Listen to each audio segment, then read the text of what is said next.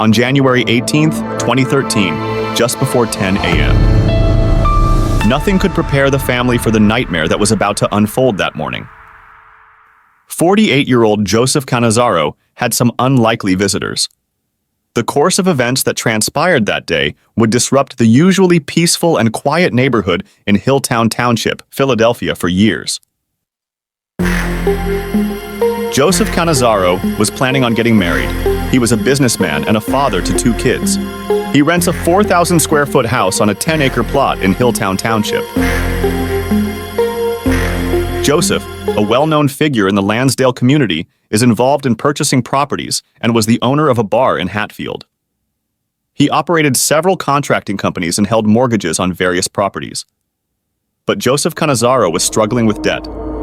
He owed the casino money and defaulted on several loans.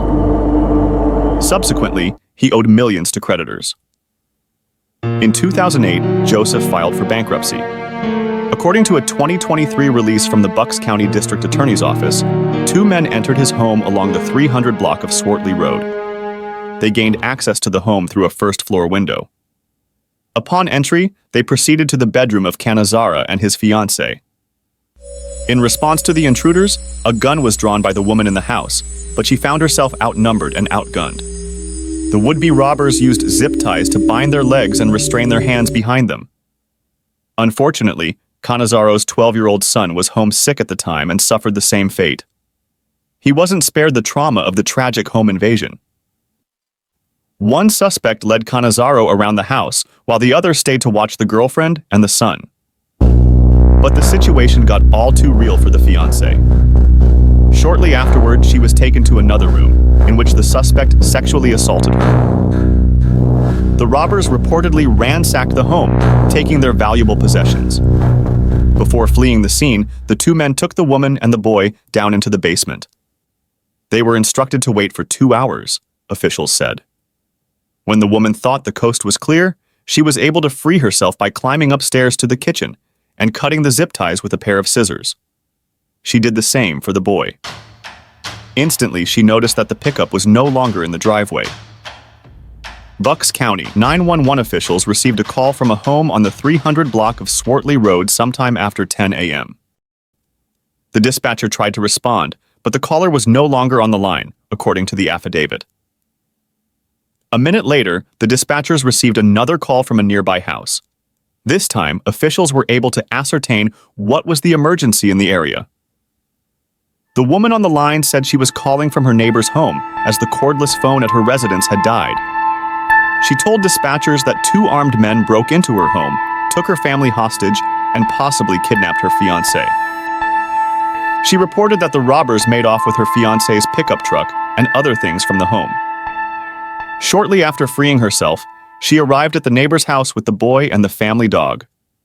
His fiancé told police that one of the robbers was of Asian descent, while the other was Hispanic. The female victim reported that the larger of the 2 men told the couple he had been staking out the house for weeks from the nearby woods. "We know you have the money. Just give us the money," he said, authorities alleged in the affidavit. When officers arrived on the scene, a search of the premises led them to the body of Joseph Canazaro. He was found lying face down, bound with zip ties in the garage with possible stab wounds. Joseph Canazaro was the owner of Finn McCool's Tavern on Penn Street in Hatfield Township. His life was not spared in the home invasion. His eldest son was at school during the ordeal. A statement from the DA's office said the home was ransacked. The suspects took guns, money, jewelry, and bank records. They then made their escape using Canazaro's truck. Canazaro's truck was later located at the Quakertown Plaza Shopping Center. A neighboring business surveillance showed the suspects arriving in the truck. Almost immediately, a red Nissan sedan pulled up next to it. They transferred the stolen items into the waiting getaway vehicle. Canazaro's pickup was left behind. At the truck, detectives found a glove they brought into evidence. The gardening gloves were sent to the FBI laboratory in Quantico, Virginia. However, the results proved to be a setback to the investigation, as it indicated an unknown male's DNA. Authorities believe the red Nissan could hold the key to the Hilltown murder. Canazaro's fiancée then completed a rape kit, officials said. The results from the test also showed an unknown man's DNA profile. The results of the autopsy done confirmed that Joseph Canazaro died from multiple stab wounds. His death was ruled a homicide. A further search of the victim's home led to the discovery of 11 cell phones that at the time were inaccessible. With no leads from the DNA test performed, investigators were not able to identify any of the suspects. We're exploring all leads, whether or not there was money owed. We're exploring if he had other vendettas from other people or if it was some other retribution. Joseph's tavern remained closed while the case went cold. That didn't help to ease the tension in the community. The home invasion was brutal, a heinous crime that involved robbery, rape, and murder. A break in the case came in 2019, 6 years later. Upon a review of the case, authorities found a half-faced mask tucked between the seat and the vehicle.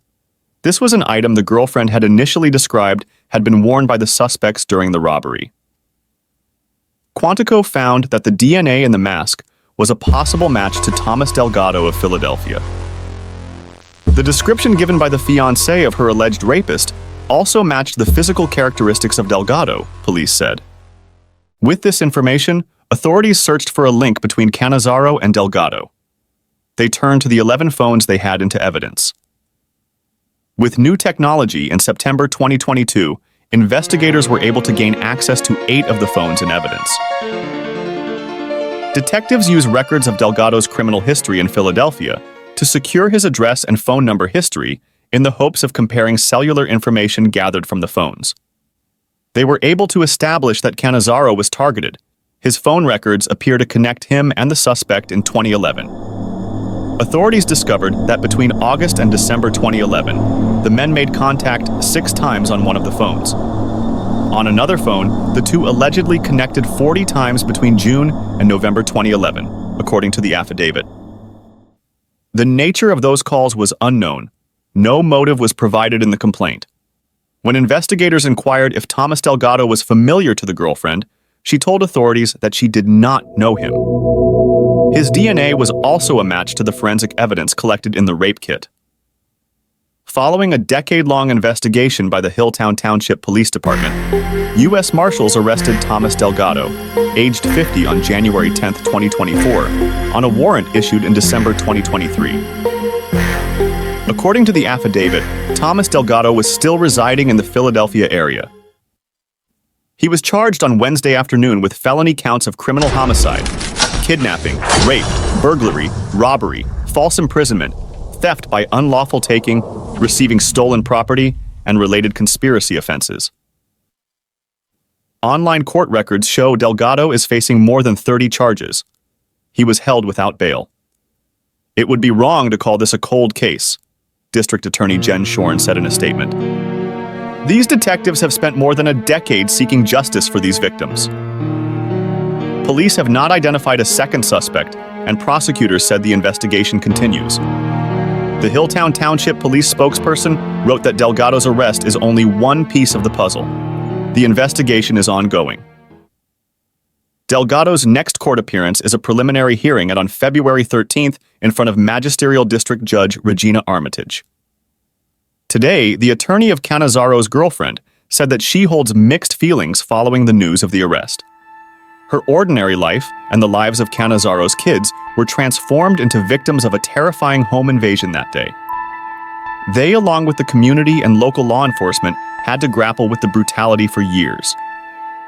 The individual that I represent has been praying for over a decade that justice be done in this case, Attorney Busico said.